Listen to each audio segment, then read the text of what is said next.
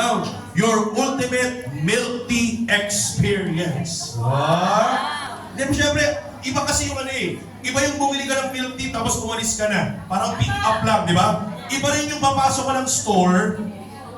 Listen ha. Iba rin yung papasok ka ng store, tapos bibili ka ng milk tea with your friends, i-enjoy nyo, may mga snacks, magkukwentuhan kayo, tapos yung lugar, Instagrammable, pwede mag-selfie-selfie. In fact, meron tayong isang nakatayong, marami tayong premium lounge in the Philippines right now existingly. Siyempre, mas malaki ang income. Are you following? Yes. Mas malaki, 99,900 only.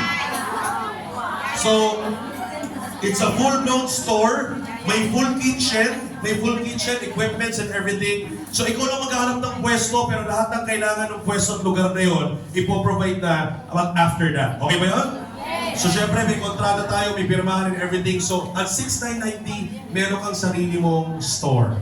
Anong inclusions? Direct, pakita natin yung inclusion ng milk tea experience. Automatic endorser program din sila.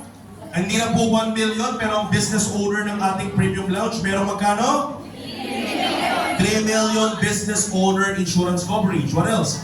May worth of franchise skin and products up to 370,500 initial purchase. Papaikutin natin yan. Alright? Mabilis pong mag-ROI yan. At the same time, etong malupit.